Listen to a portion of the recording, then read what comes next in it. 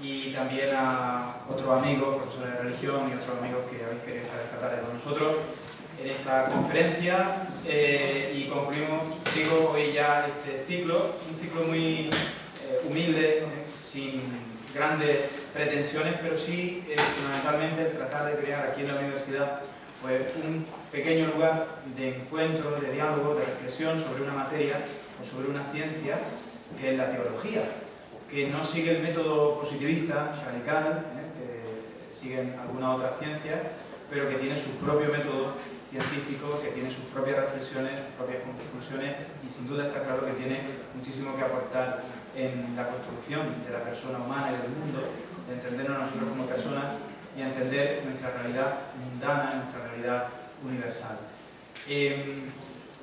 Hoy el tema, la conferencia que queremos que cierre este ciclo, toca un tema que yo tengo que decir que he organizado muchos cursos de verano, he organizado muchas sesiones y semanas de teología, de conferencias y demás, pero este tema específicamente no lo había tratado nunca.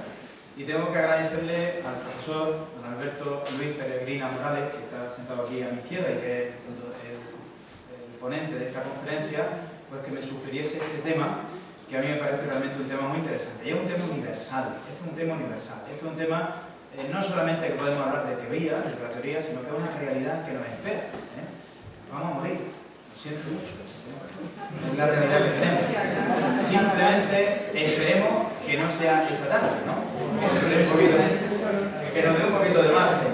Pero es una realidad que tenemos ahí. Y yo creo que es un tema que, desdramatizándolo, ¿no?, merece la pena abordarlo, en su realidad fenomenológica, como es el título de la conferencia, y teológica, en cuanto a realidad, en cuanto a datos que podemos analizar y que podemos observar y que podemos contabilizar, por así decirlo, y enumerar, y también desde su hondura teológica, ¿no?, lo que significa esta realidad de la muerte desde la teología o para la teología y para el cristiano, ¿no?, para el creyente. Y nos acompaña esta tarde don Alberto Luis Peregrina Morales, que es especialista en esta materia. Este es un tema que él ha abordado y ha trabajado muchísimo, es un tema que él desarrolló en su tesina y bueno, ha leído, ha investigado y es docente de esta materia en el seminario de teología, creo que en el Instituto de Ciencias Religiosas también, de la teología, ¿no?, pero en el seminario, en el Centro de Estudios Teológicos de Almería, sí que explica esta materia. Su alumno, que algunos creo que estáis aquí, yo creo que algunos ha dado clase de don Alberto, sabéis lo magnífico, el buen profesor que es, lo bien que explica, lo bien que domina y conoce estas materias. Y yo creo que es una alegría, es un gozo el tenerle esta tarde aquí, que haya hecho un hueco y que generosamente desde el primer momento haya dicho que sí, que acepta esta invitación. Datos sobre él, bueno, pues él es sacerdote de nuestra diócesis de Almería, actualmente es párroco en Benadú, y es profesor en nuestro Centro de Estudios Teológicos en Almería, y es un sacerdote y un investigador, un profesor que le apasiona el conocimiento y emprende en muchas ocasiones vías nuevas de conocimiento por materias nuevas y por territorios nuevos. Una mente inquieta, ¿verdad? Es una persona, es una mente inquieta que, bueno, pues que busca el conocer, ¿no?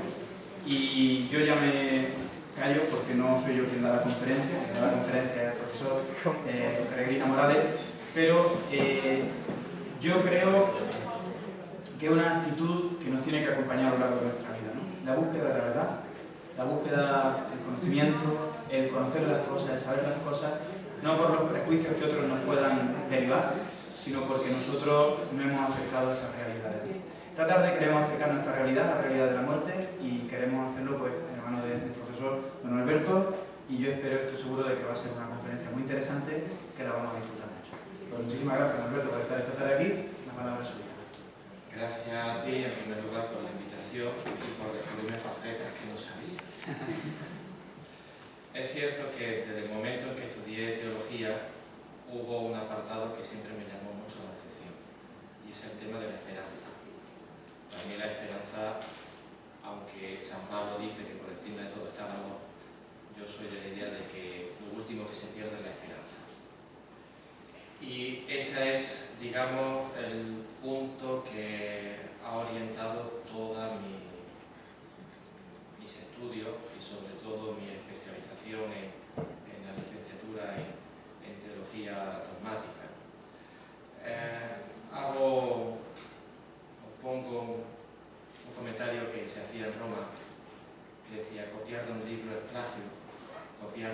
medicina o pierde 3 tesis doctorales.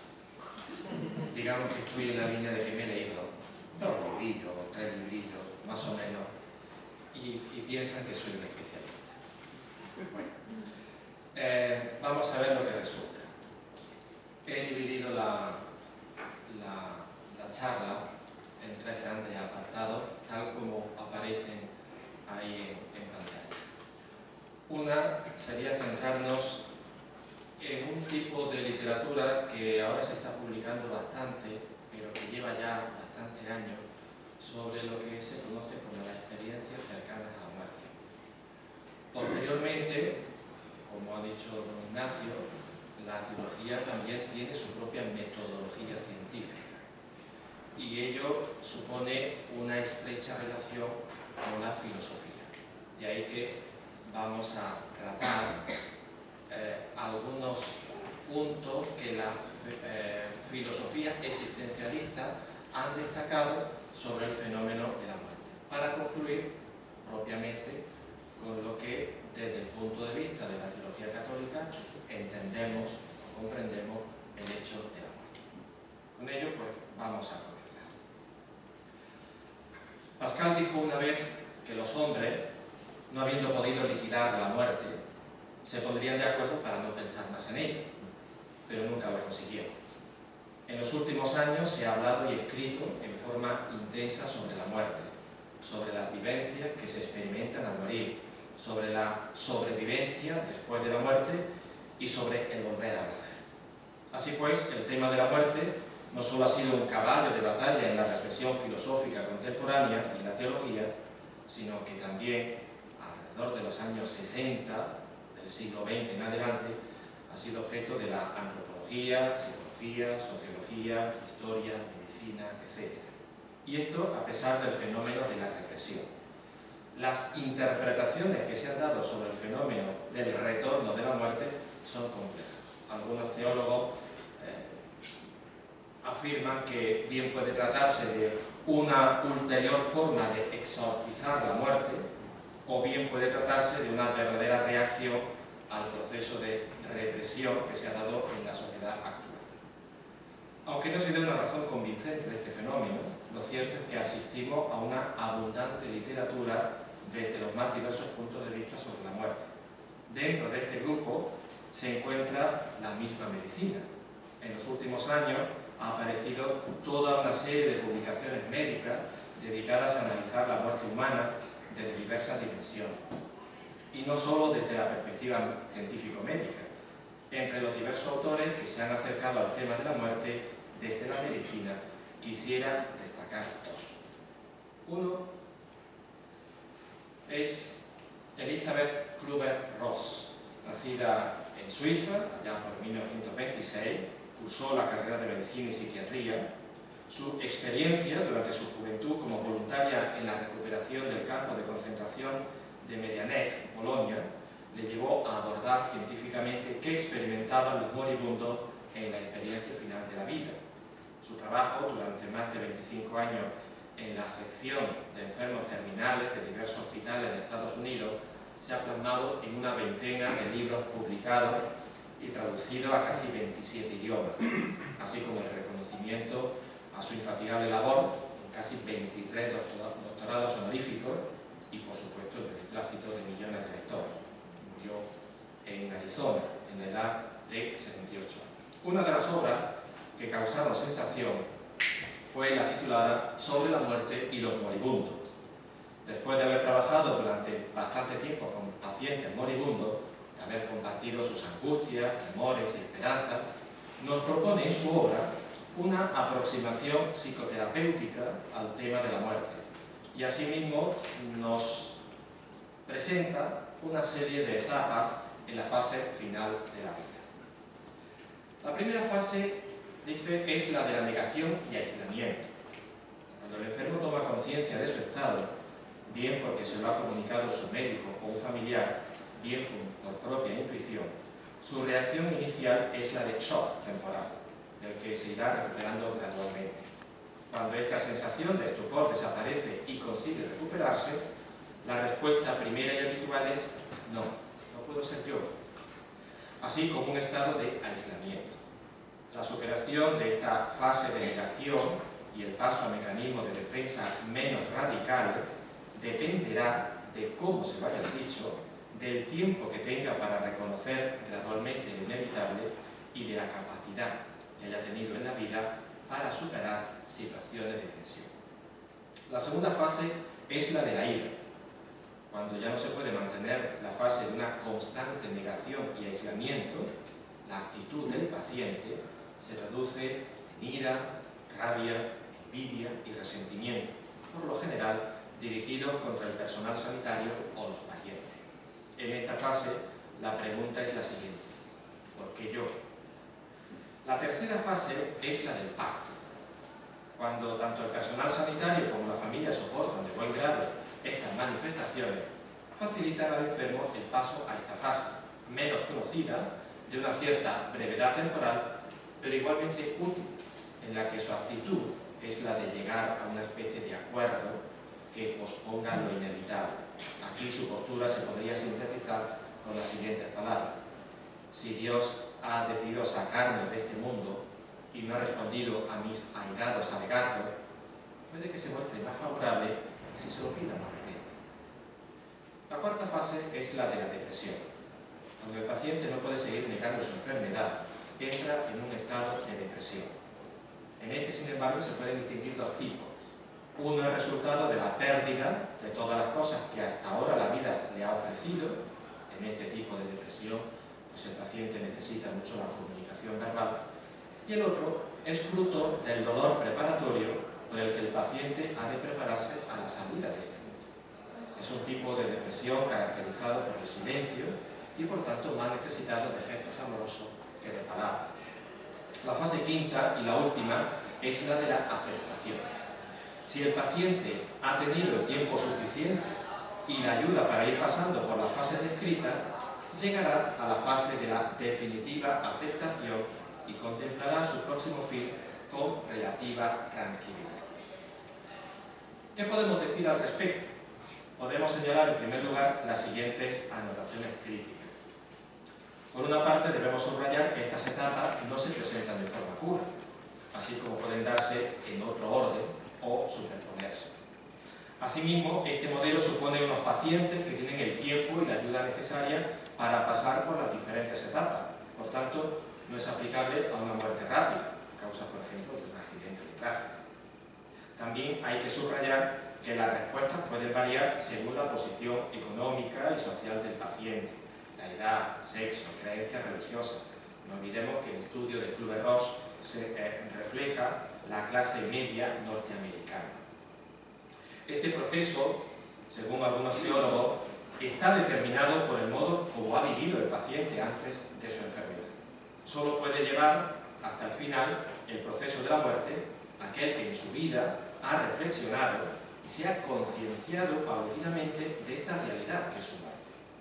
No todos han vivido su vida de una forma consciente y plena que puedan seguir este proceso de la muerte.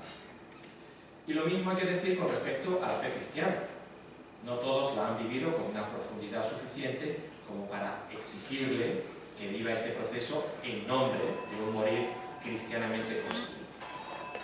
Por lo general, podemos dar una valoración positiva de esta obra. Ante todo, es encomiable el objetivo buscado. Ante todo, quiere ser un estímulo para aquellos que están cerca de los enfermos desahuciados, con el fin de que puedan acercarse más a ellos y puedan ser una ayuda durante sus últimas horas. Su trabajo nos ayuda mejor a comprender lo que es el morir, así como los sentimientos asociados a este hecho. No han pasado hoy. Al establecer unas etapas, nos ofrece un marco teórico que sirve de guía a nuestra ayuda a los recursos. Nos abre, en definitiva, un camino a la humanización del mundo. Nos hace comprender también que es posible morir de una forma digna, sin angustia, aceptándola con una paz interior. Y por último, debemos valorar el hecho de que su trabajo tenga vida a la dimensión religiosa, como un elemento que puede ayudar en este proceso. Pero nuestra autora da un paso más adelante en su investigación y en sus conclusiones. Otra de sus obras ampliamente conocida se titula La muerte, un amanecer.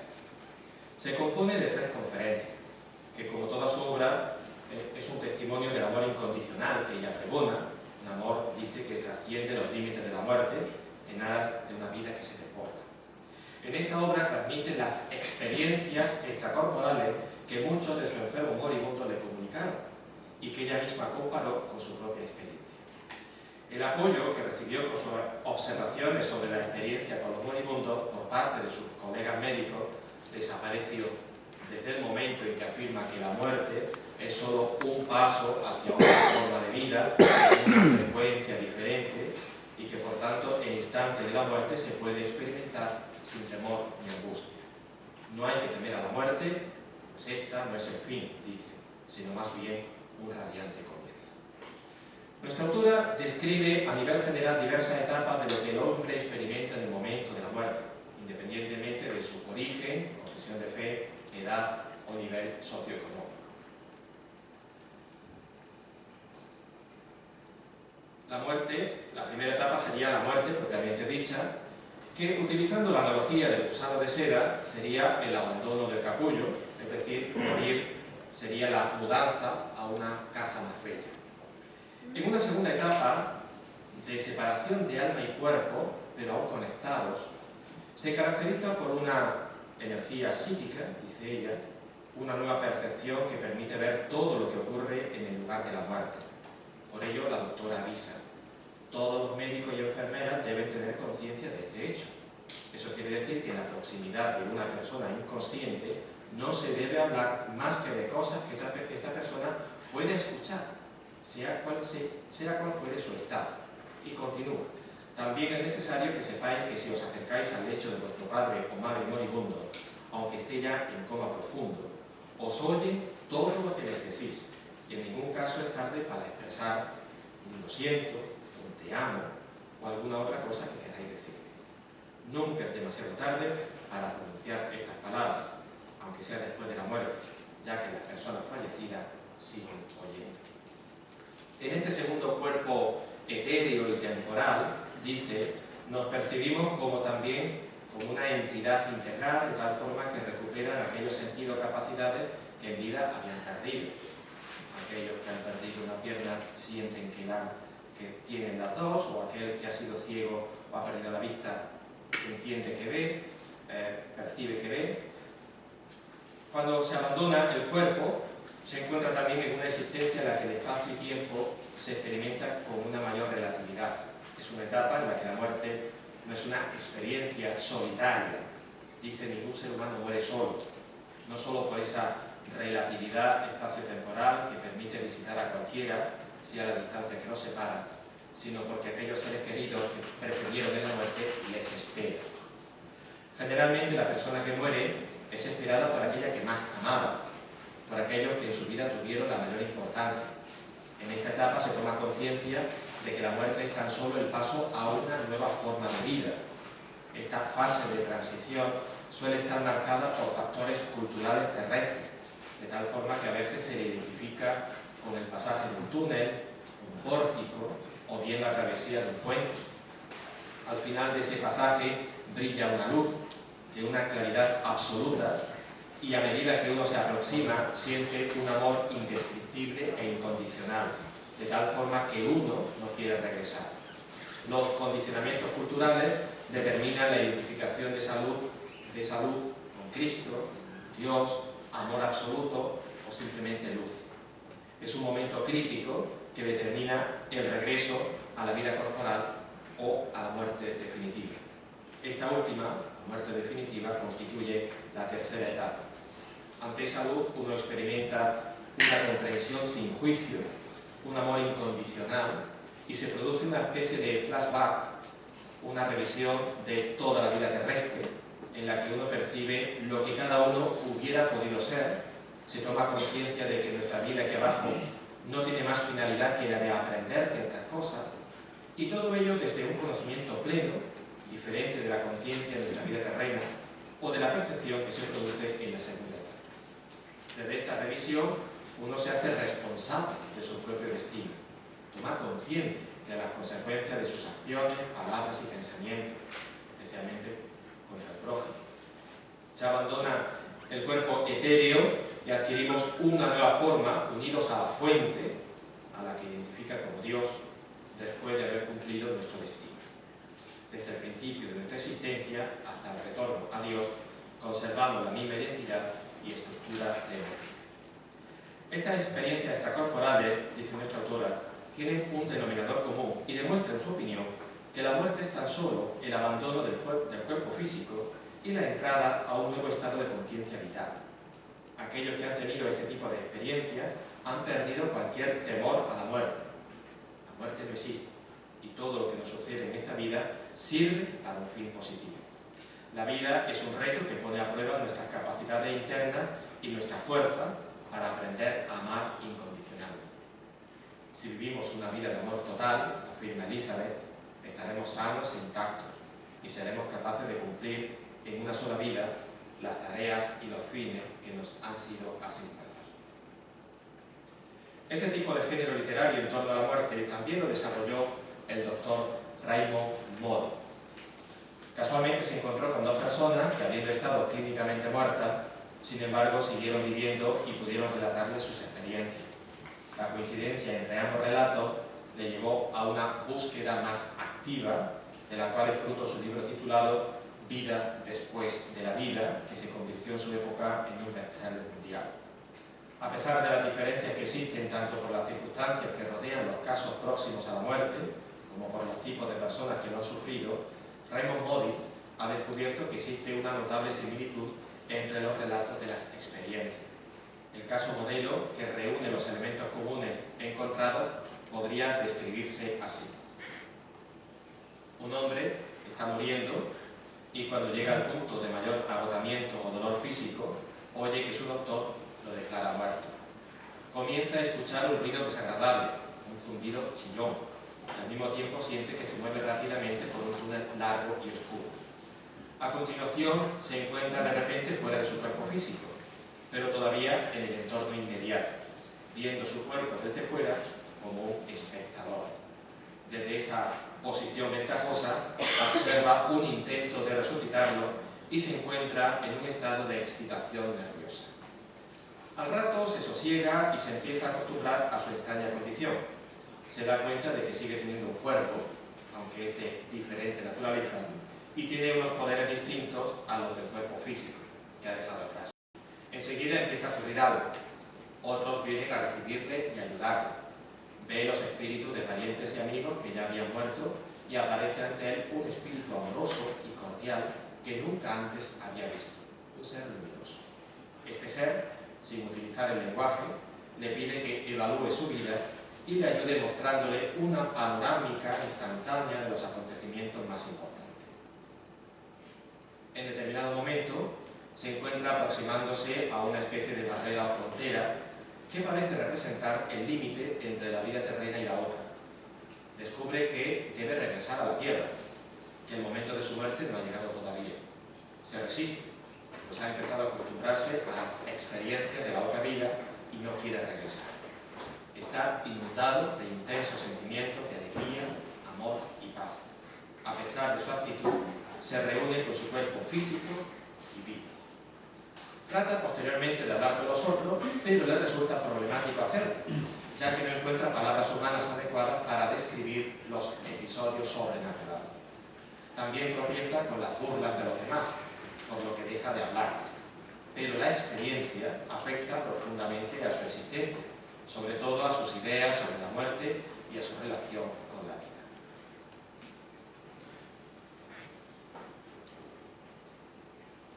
¿Qué podemos decir de esto? ¿Prueban tales experiencias que existe una vida después de la muerte? Ante tal pregunta, el libro nos pone en una confusión. Por un lado, Elizabeth Kübler-Ross, en el prólogo al libro de Raymond Moody, Vida después de la vida, responde afirmativamente a esta cuestión. Según ella, la investigación del doctor Raymond Moody no solo ilumina el momento de la muerte, sino que a su vez confirma lo que se nos ha dicho durante 2000 años, que existe vida tras la muerte. Por su parte, Raymond Moody, en la introducción, declara cautelarmente: permítame decir desde el principio que por motivos que explicaré más tarde, no estoy intentando demostrar que exista vida después de la muerte. Ni siquiera pienso que una prueba de este tipo sea posible hoy en día. Sin embargo, a través del libro, subraya la convicción fundamental que ya aparece en el título. Recientemente, prologando el libro del doctor José Miguel Gaona Cartolano, psiquiatra español, titulado Al otro lado del túnel, un camino hacia la luz en el umbral de la muerte, subraya la importancia de la investigación sobre las experiencias cercanas a la muerte, que no solo cambian la manera de entender la muerte, sino también la vida más allá de la misma. Pero, ¿realmente fundamentan estas experiencias tal condición?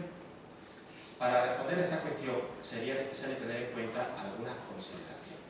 En primer lugar, los fenómenos descritos por el doctor Raymond Moody no solo se dan en las situaciones de proximidad a la muerte, sino también se encuentran en otros estados psicológicos como puede ser el sueño, la esquizofrenia, el delirio por alucinógenos, la sugestión, la histeria, etc. Y si esos estados psicológicos no han de interpretarse como prueba de un más allá, tampoco han de serlo las experiencias de reanimado. Todas estas experiencias presentan una tipología de la muerte bastante positiva. Sin embargo, no se puede excluir la experiencia de la muerte llena de tormento y angustia. Todos estos fenómenos pueden probablemente explicarse desde el punto de vista médico-científico. Además, el término muerte clínica, usado por Raymond Moody, aunque sea científica, crea gran confusión. La pregunta decisiva es, por tanto, ¿qué se entiende por muerte? La pregunta es necesaria ya que en medicina se distingue entre muerte orgánica o parcial, muerte del cerebro o central, muerte de todo el organismo o muerte total. En relación a esto debemos indicar que cuando la teología habla de muerte, se refiere al fin definitivo del hombre, es decir, es aquel punto a partir del cual ya no regresa. En conclusión, las personas examinadas por Raymond Moody han tenido una experiencia de la inminencia de la muerte, no de la muerte en sí misma. Es decir, son personas que estuvieron en el umbral de la muerte, pero nunca lo traspasaron.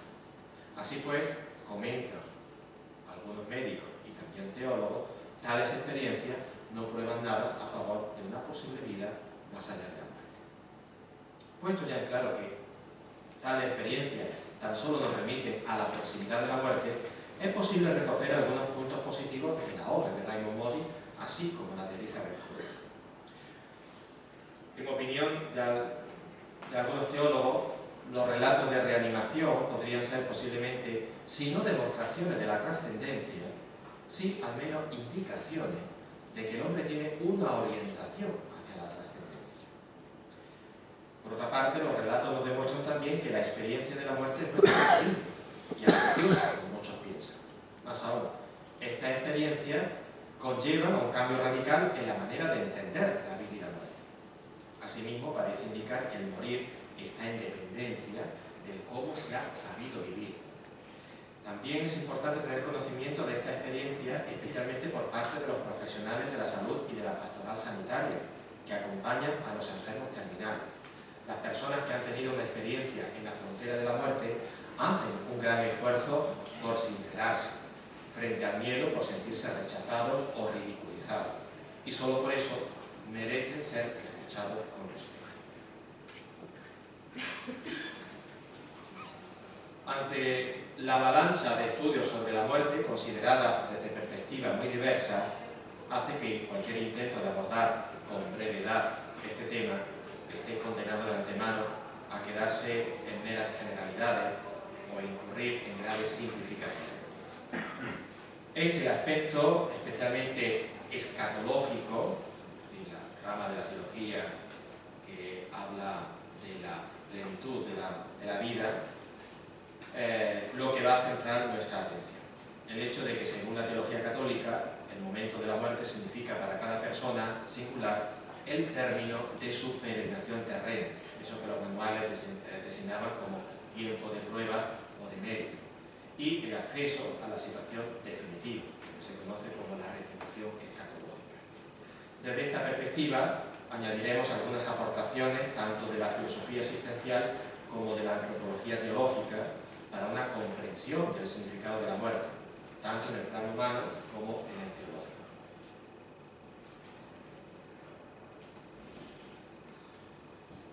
El tema de la muerte se plantea inevitablemente, antes o después, con menor o mayor agudeza, en la vida de cada hombre consciente. Es una experiencia que nos rodea y nos cuestiona, antes incluso de sentirla en propia carne. Y a pesar de todos los intentos de removerla de la conciencia social, su presencia intempestiva, violenta o desencarnada supone siempre un desafío que amenaza el sentido mismo de la existencia.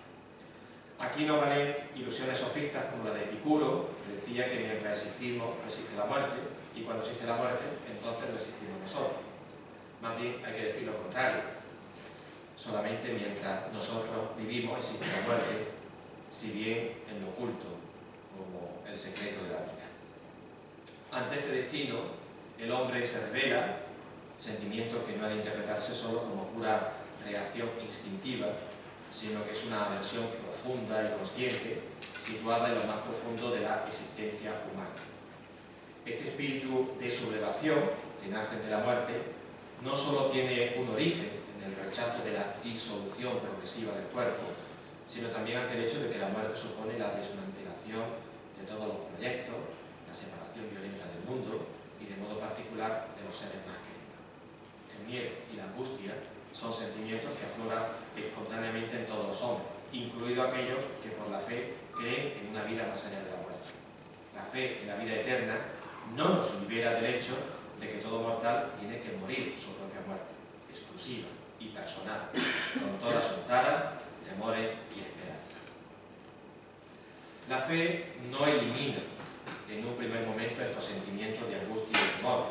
No olvidemos que el propio Jesucristo pasó por este trance doloroso. Sin embargo, debemos anotar que una fe bien cimentada ayuda en gran medida a asumir y superar estos sentimientos hasta el punto de que es posible morir de una forma digna y suave, con paz interior. El hombre de todos los tiempos ha tenido conciencia de su condición mortal. Un ejemplo lo encontramos en el relato de Gilgamesh, escrito en acádico, que fue la creación literaria más famosa del antiguo babilónico. En ese pasaje se expresa la convicción de que la vida solo es privilegio de los dioses, mientras que la muerte es propia de los hombres. En su viaje en busca del secreto de la inmortalidad, Gilgamesh se encuentra con Saduri, personificación de la certeza, que le invita a la sensatez diciendo, ¿no? He hecho aquí todo un revoluto. Creo que sí. ¿Por qué Gilgamesh anda errante? No hallarás la vida que persigue. Cuando los dioses crearon a los hombres, la muerte destinaron a la humanidad, reteniendo la vida en sus manos. También en nuestro tiempo encontramos ejemplos de esta conciencia clara de la fatalidad y universalidad de la muerte. El escritor Erich Fried expresa esta condición de un modo negativo y desafiante. Un perro que muere y sabe que muere, y puede decir que sabe que muere como un perro, es un hombre. La muerte representa la esencia más íntima de la problemática humana, pero antes de zambullirnos en una visión cristiana de la muerte, no estará de más recordar los resultados más sólidos del análisis de la filosofía existencial. Vamos a ser un poquito más breves. Ante todo debemos dejar por sentado que la muerte supone el fin del hombre entero. Todo lo que es el hombre queda afectado por la mordedura de la muerte. En segundo lugar, la muerte es la posibilidad por excelencia del hombre. Ella es, en efecto, la única certeza ineludible que posee acerca de su futuro. La única posibilidad que es factible ya desde el mismo comienzo de su existencia. Y por último, la posibilidad absoluta y última que relativiza y cierra el paso a otras posibilidades. De ahí que Martin Heidegger pueda definir al hombre como ser para la muerte. En tercer lugar, la muerte goza de una constante presencia en la vida. La índole histórica del hombre, con su capacidad prospectiva, le proyecta el carácter de la inminencia de la muerte sobre el entero curso de la vida. Vivir, por tanto, es de algún modo como un constante estar muriendo. Y en cuarto lugar, la muerte obliga a la vida a definirse racionalmente. La presencia constante de la muerte en la vida obliga al hombre a tomar postura ante ella. no solo debe soportar pasivamente la muerte, sino que debe obrarla, hacerla suya. En cuanto a naturaleza, el hombre padece la muerte como una necesidad impuesta, pero en cuanto a persona, ha de ser la acción de su libertad. Y esta presencia ineludible de la muerte en la vida, particularmente sentida en la experiencia negativa, enfermedad, fracaso, soledad, etc., puede convertirse en un factor positivo que ayuda a vivir con mayor profundidad y responsabilidad la misma vida, precisamente porque me obliga a definirse en un plano limitado e improrrogable. Saltamos este comentario del filósofo Kaufmann, así como también de algún otro teólogo.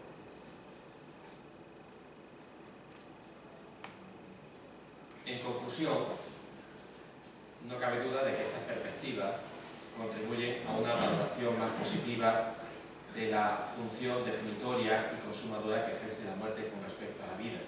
Desde este punto de vista, el clásico memento mori, que recuerda que vas a morir, podría entenderse no ya como una invitación al derrotismo y a la resignación pasiva, sino como un estímulo punzante para vivir intensamente nuestra vida como un don precioso e irrepetible. Con todo, el pensamiento y la misma experiencia real y cotidiana de la muerte no es precisamente entusiasmo lo que suscita en el común de los mortales. Basta mirar los esfuerzos, a veces patéticos, que hace el hombre por prolongar su vida apurando sus últimas migajas. Para la interpretación y la búsqueda de estas aporías, vamos a echar mano de la reflexión teológica, en este caso guiándonos por un gran teólogo que es Karl Rahner. En primer lugar, tenemos la afirmación de la universalidad de la muerte. Esto, que puede parecernos trivial, producto de la experiencia cotidiana, viene corroborado por la misma fe. Es proposición de fe que todos los hombres están bajo la ley de la muerte y que de hecho todos mueren. Esta afirmación de fe no se basa a nivel de la teología en razones biológicas, sino teológicas, en el hecho de que el hombre muere porque es pecado. La visión cristiana de la muerte también parte de un doble presupuesto. Por un lado, la Escritura y la tradición de la Iglesia establecen una relación directa entre la muerte y el pecado. Tal relación no se debe de entender a nivel del hecho biológico de la muerte, que viene exigido como un límite natural a toda nuestra existencia, sino haciendo referencia a la experiencia que el hombre hace de ella. Una experiencia de pasividad y sin sentido que produce sentimientos de rebelión y de angustia. Esta experiencia es lo que se conoce en teología como la muerte consecuencia del pecado del hombre. Pues bien, y este es el segundo presupuesto, de este carácter penal de la muerte nos ha librado Cristo, precisamente porque murió la muerte humana de otro modo, como acto de suprema libertad y de oblatividad, superando la angustia natural de la muerte por la entrega confiada en las manos del Padre.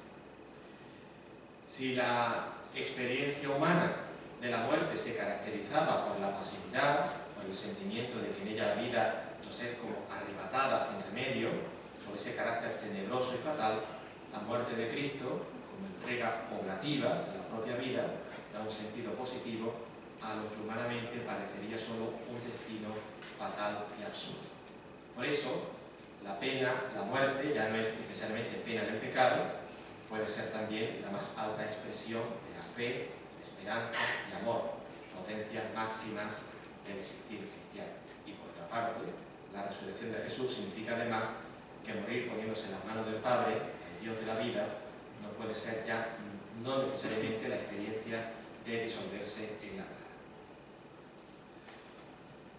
Una de las dimensiones de la muerte anteriormente señalada a nivel de la filosofía existencialista afirmaba que la muerte es el fin del hombre entero. Pues bien, en este punto se evidencia sobre todo la inversión de sentido operada por Cristo. Cristo ha muerto para resucitar y la resurrección significa precisamente el restablecimiento del hombre en su plena integridad existencial. Pero hay más. El hombre recobra el ser que había perdido, no para volver a su situación mortal anterior, sino para participar ya en una vida eterna y definitiva. A partir de Cristo, la muerte cristiana es una muerte distinta de la muerte pena del pecado. No es un fin, sino un tránsito. Al igual que Cristo, el cristiano no muere para quedar muerto, sino para resucitar. Afirmamos también, a nivel de la filosofía existencial, que la muerte es la posibilidad por excelencia del hombre. En el cristiano también lo es.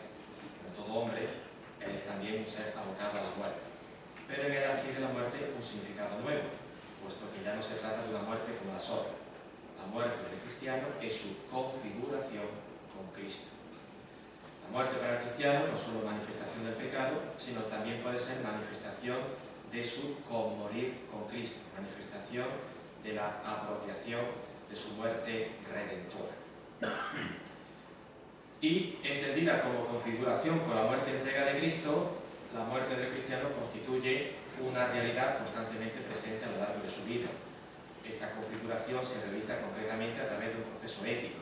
Es necesario que el hombre muera no solo en la muerte mística del bautismo, sino cotidianamente, cooperando con la gracia de Cristo y contando con la presencia en él del Espíritu Santo.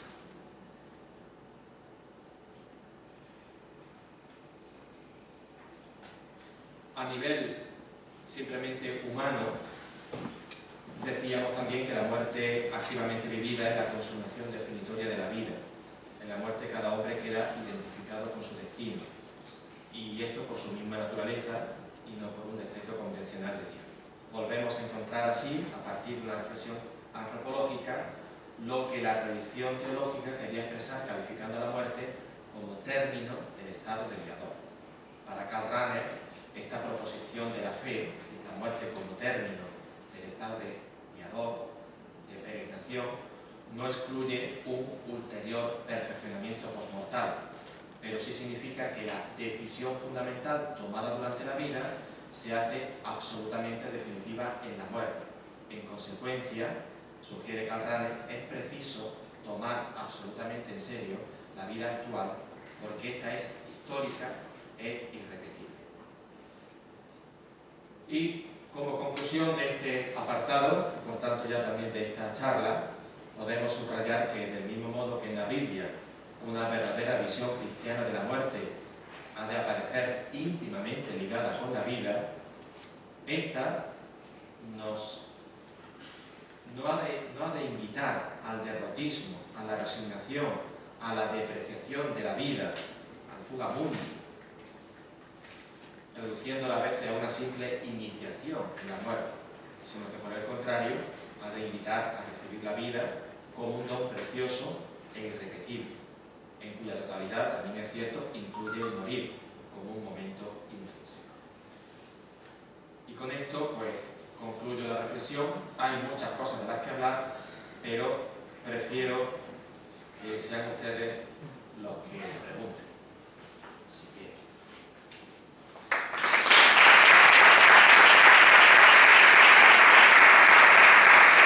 Conferencia muy ceñida en el tiempo y muchos temas. La fenomenología ha sido interesantísima y esta conclusión, este final desde la teología, pues también nos ha dado la perspectiva del entendimiento de cómo entendemos la realidad de la muerte del ámbito teológico. Muchísimas gracias. Y queda, pues, efectivamente, ahí está el turno de palabra para que quien quiera preguntar alguna duda o plantear alguna cuestión que no haya quedado clara o que deseéis que se profundice, pues adelante. Sin miedo y sin vergüenza. Sin vergüenza y sin dejar.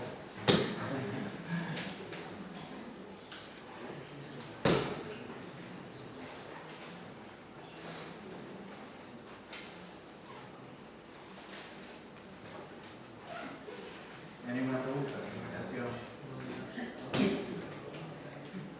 Cuando ha dicho usted que existe una especie de perfeccionamiento con muerte, ¿a qué se refiere exactamente?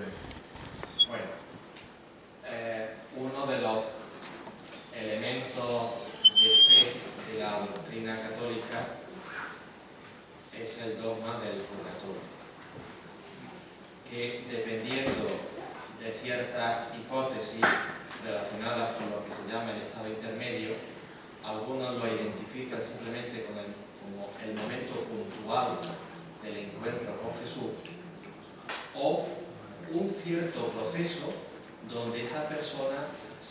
crucifijo.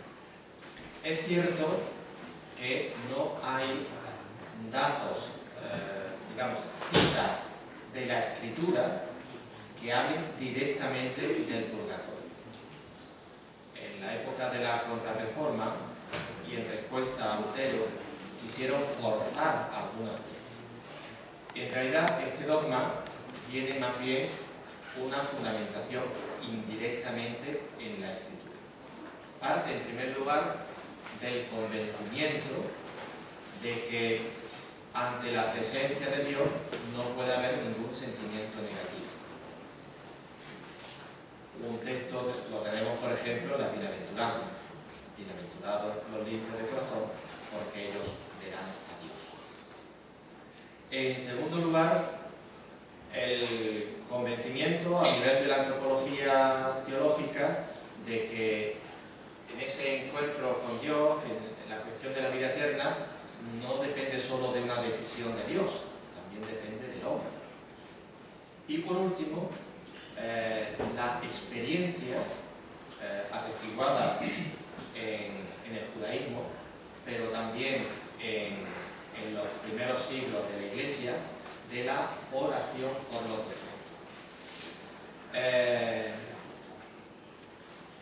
Joseph Ratzinger, más conocido como Benedicto XVI, decía que, aunque es cierto que todos posiblemente tenemos una orientación clara y una afirmación de fe hacia Jesucristo, a veces somos conscientes de que no todos los aspectos de nuestra vida son un claro reflejo del amor de Dios, de que no somos absolutamente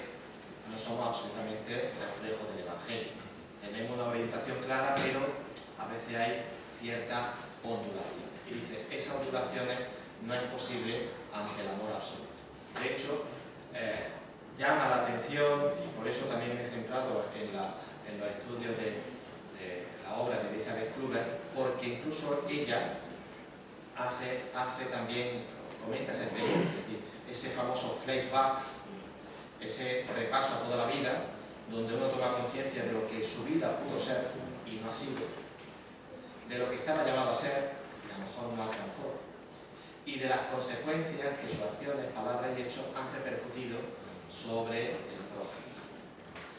Entonces, ese es el convencimiento, pero fíjese usted, que incluso Elisabeth Kluwer deja bien claro que no es Dios quien juzga, sino que ante la presencia del amor absoluto, uno reconoce que no ha sido reflejo de ese amor.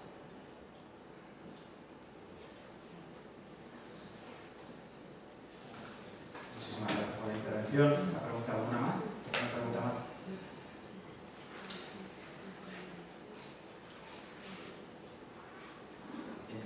Una pregunta muy simple, pero que... de verdad. ¿De qué hablamos? Es decir, cuando hablamos de vida después de la muerte, cuando hablamos del alma o el espíritu o la energía, llamémosle de cualquiera de estas maneras, ¿no? Estamos hablando de espacio, estamos hablando de lugar, estamos hablando de dimensión. ¿De qué estamos hablando? Es decir, ¿dónde vamos? No sé si... Bueno.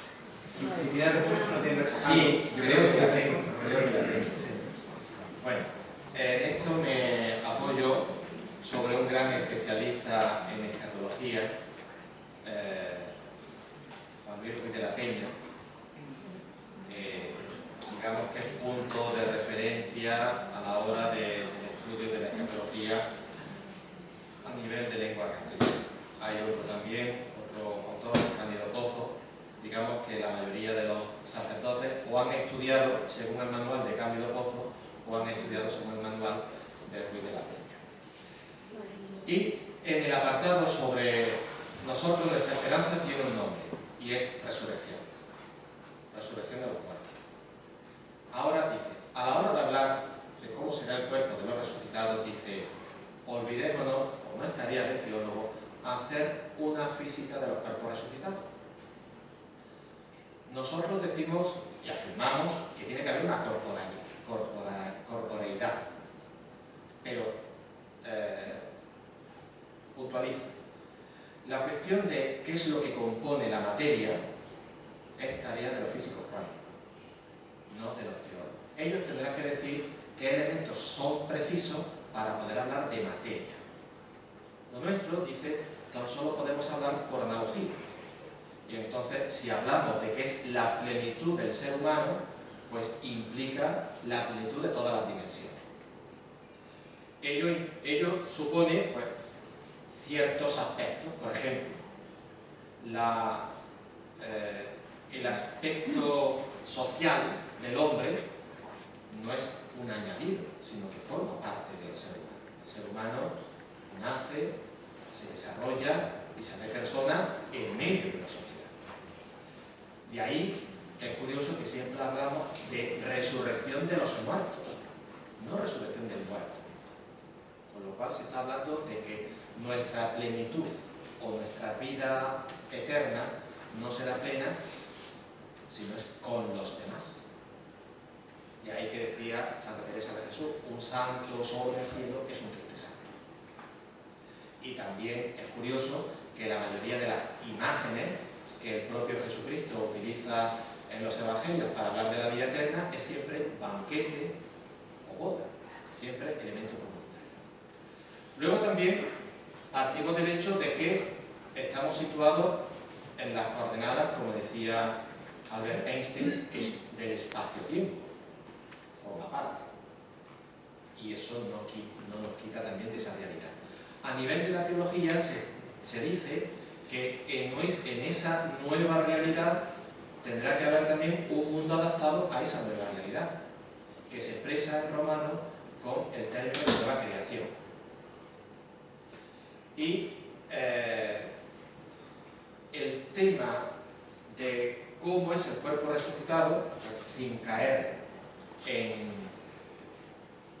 la simpleza de algunos teólogos, incluso el siglo XVIII, de hablar de la identidad material, es decir, esta misma materia en la que resucita, hoy la mayoría, ningún teólogo la mantiene, en parte porque cada 7 años cambiamos la célula.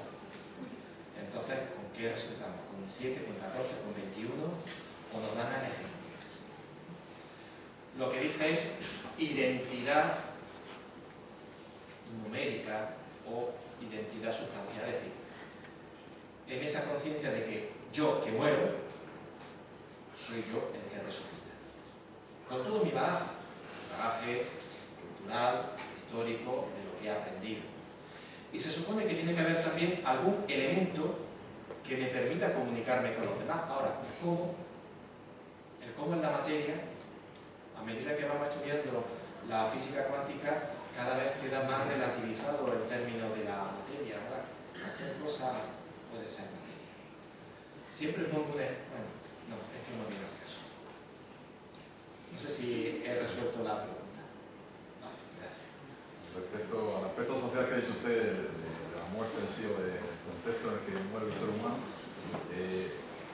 una película sobre la vida de la Madre Teresa afirmaba que cuando moría nadie moría solo.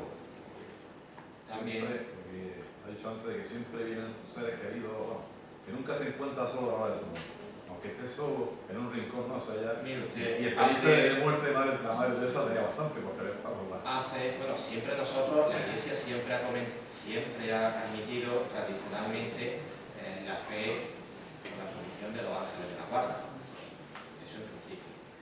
Pero hace poco hemos tenido la experiencia de la muerte de un familiar y, claro, estos elementos se pueden interpretar de diferentes maneras. Ese es el problema de las investigaciones de Elizabeth Klover y Ramón Moody, que se puede interpretar de diferentes maneras. ¿Por qué? Porque depende de la interpretación del que te lo comunica. ¿Y cómo lo interpretas tú? Entonces, no estamos ante hechos fehacientes. Aquí tenemos 2 átomos de oxígeno o 2 de hidrógeno. No. Yo he tenido esta experiencia, te la comento, él la interpreta al expresarla con palabras, tú también la interpretas al querer redactarla, ¿no? Y este familiar decía, en los últimos días antes de morir, que su marido, su esposo, estaba contigo. Nosotros, pues, evidentemente, lo de alrededor, pues, rápidamente es la morfina, que da lugar a alucinaciones. Mientras esté tranquila y feliz, pues, ¿por qué esa lo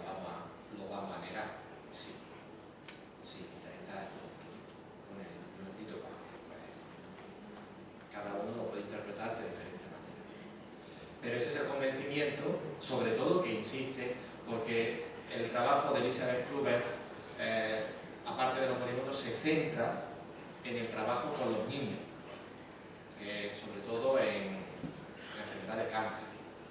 Y una de las cosas que ella dice, como prueba de esa presencia, es que, digamos, de una manera muy fina, le pregunta al niño: a ti, utiliza también la metáfora del gusano de seda que sale, así como va preparando al niño, y le pregunta: ¿a quién te gustaría que te recibiera?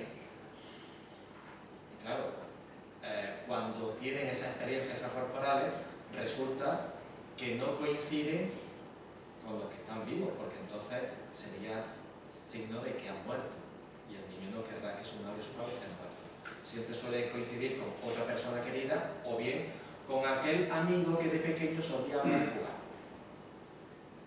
Entonces, la doctora Elizabeth Kluber insiste mucho en esa idea. Es decir, nadie experimenta, aunque muera, dice, aunque muera en el desierto más inhóspito, nadie muere solo. Nadie muere solo. ¿Podemos aceptar o no podemos aceptar como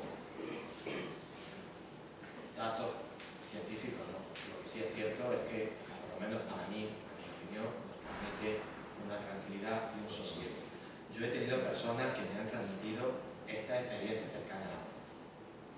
Y la conclusión a la que hayan llegado es: Alberto, no tengo ningún miedo. Voy a vivir la vida que me toca, voy a disfrutarla, y cuando llegue, sé que no me voy a poner nervioso, porque la experiencia que he tenido es estupenda.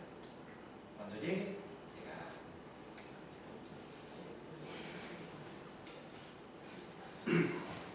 Me ha encantado tu conferencia porque habla de la muerte como algo muy luminoso. Muy... Sí, no, pero me oigo.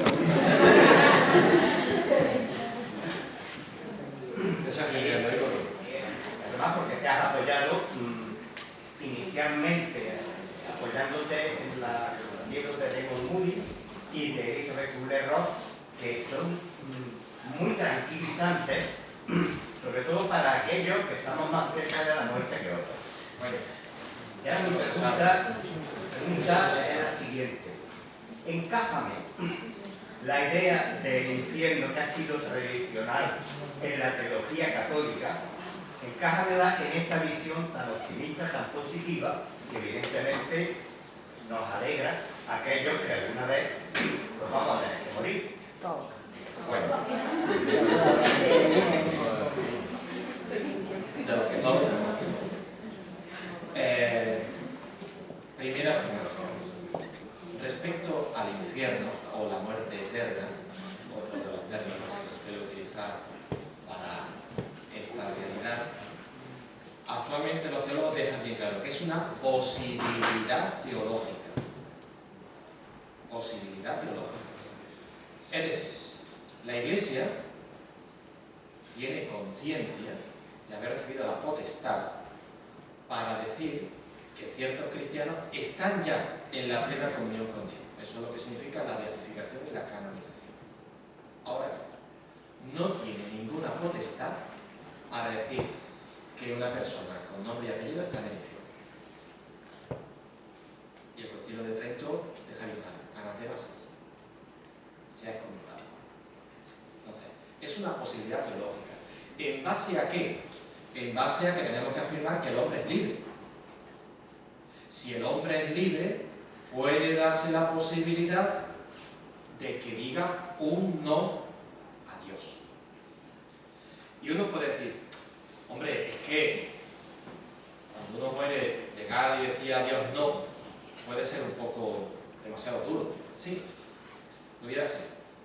Pero es cierto que en nuestra vida estamos diciendo no a Dios. ¿Cuándo? Cuando decimos no al prójimo. Entonces, ese no a Dios ya lo estamos haciendo cuando decimos no al prójimo. Y lo que Karl Rahner ha comentado es que nuestra vida tiene tal valor que tiene una densidad, y que esa densidad es la que decide o precipita la decisión que has tomado a lo largo de tu existencia. Es cierto que algunos autores plantearon una hipótesis que se conoce como la hipótesis de la opción final, en el que en el momento de la muerte se produce, digamos, una especie de paréntesis, de kick-cut, donde uno tiene la conciencia clara, la libertad absoluta, porque dicen, es que en esta vida no somos libres totalmente, es que en esta vida no somos conscientes incluso de las consecuencias de nuestras acciones claramente, y decidir la vida eterna en unas decisiones que son parciales es un riesgo muy grande. Deberíamos estar en una situación en la que pudiéramos decidir. Pero claro, la cuestión está en que de esa forma estás poniendo en duda el valor de tus acciones a lo largo de toda tu vida. Partimos del hecho, Elizabeth Kluber también deja bien claro que en ese flashback eres tú el que te juzga, no es Dios. Dios simplemente como amor te refleja lo que podía haber sido. Dice, y tú mismo es el que optas por el destino. Eso, hay otro ejemplo, lo tenemos en la parábola del hijo pródigo.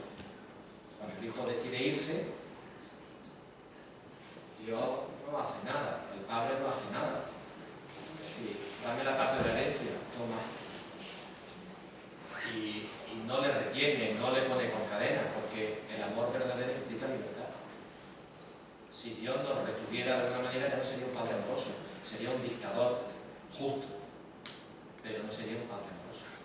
Esa es la consecuencia. Entonces, el infierno es una posibilidad lógica, lo cual nos obliga a todos los cristianos a, en primer lugar, a transmitir la esperanza por la que tenemos y, en cierto modo, pues también trabajar por el bien de todo el prójimo. Y, en definitiva, porque en cierto modo podemos decir que nuestra felicidad personal, siendo un poquito egoísta, nuestra felicidad personal depende de la felicidad de los demás. El cielo, eso es como, a veces pongo el ejemplo de las bodas. El día que ustedes se casen, se invitan a muchos amigos y resulta que no aparecen, pues vaya boda. O si están en la boda, están en el convite y están todos comiendo, pum, pum, pum, ¡viva los novios! O vaya boda más aburrida. Entonces, lo que nos interesa es que cuanto más gente, mejor. Cuanto más gente, mejor. No sé si he llegado a entenderlo. De todas formas, así que algunos sí. Hay también otra película que siempre la utilizo como comparativa en mis clases, que es la de el mundo de los sueños en el que trabaja Robin Williams. Sí, más allá de la muerte. Más allá, yo creo que el mundo de los sueños o algo así. Es que ya no me acuerdo del nombre de la película. Bueno, la verdad es que es una mezcolanza porque toma también imágenes de la Divina Comedia de Dante, mete también por medio elementos budistas, pero hay un momento en el que intenta representar el infierno y más o menos coincide con lo que en términos generales, porque dice también los teólogos dicen, mira, del infierno no podemos hablar, solo podemos hablar por analogía, porque el infierno es la ausencia total de Dios y da la casualidad que en esta vida nunca tendremos experiencia, porque aun alejándonos nosotros por el pecado, Dios nunca se aleja de nosotros. O sea, nunca podremos tener aquí en esta vida una experiencia absoluta de lo que es el infierno. Entonces, solo podemos hablar del infierno poniendo el no a lo que es la vida eterna. Si hablamos de la vida eterna como banquete, socialidad, reunión, encuentro, el infierno es todo lo contrario. El mundo será como un lugar inhóspito, como un lugar peligroso, y el otro se convertirá en lugar del hermano cercano, el enemigo, el desconocido. Es curioso porque la representación que hace es el techo de una iglesia gótica. O sea, cuando llega Robin Williams a rescatar a su mujer que está en el, no sé si la han visto, a lo mejor estoy, cuando va a rescatar, bueno, pero no te digo el final. Cuando va a rescatar a su mujer, es curioso que llega o cae en una iglesia, pero es el techo boca abajo, así, lo contrario de lo que es la Iglesia. Si la Iglesia es la mediación del sacramento, de la unidad de Dios, es lo contrario. Llega a comentar: parece mi casa, pero me cuesta reconocerla. La mujer llega a decir: fíjate cómo está mi casa, está totalmente destruida. Y entonces, pues lo típico, para expresar un lugar inhóspito, que si arañas, que si cucarachas, que si culebras, un lugar inhóspito. Y le avisa: primero ten cuidado porque no te va a reconocer en un principio y va a pensar que le quieres hacer daño. Tienes que acercarte un poco a poco. Entonces, es una manera simbólica de lo que podría ser el infierno, pero siempre de una manera analógica.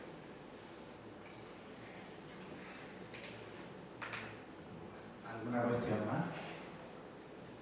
¿No?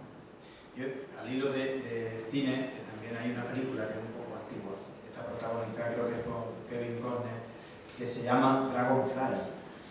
No sé si la habéis visto o suena. Es una historia que está inspirada en los libros de Elizabeth Kubler-Ross. Y es muy interesante que hace un recorrido, una historia de, bueno, esa experiencia rozando la muerte o más allá de la muerte. Bueno, el tema de la experiencia cercana a la muerte ya se ha asumido tanto en la cultura habitual que en la película de Shrek 2 el ogro tiene un porrazo, pilla un mareo y el asno le dice: si ve a la luz no vaya, no vaya. Muy bien, pues muchísimas gracias. No sé si hay alguna cuestión más, una pregunta. Muchísimas gracias a todos los que han intervenido con sus cuestiones. Es un tema interesantísimo, daría no para una conferencia, sino para un curso completo. Son muchas las perspectivas y muy interesante. Una Navidad humana y fenomenológicamente y psicológicamente muy interesante. Bueno, pues muchísimas gracias a todos por asistir. Muchísimas gracias a nuestro ponente esta tarde, don Alberto, que clausura este ciclo de conferencia.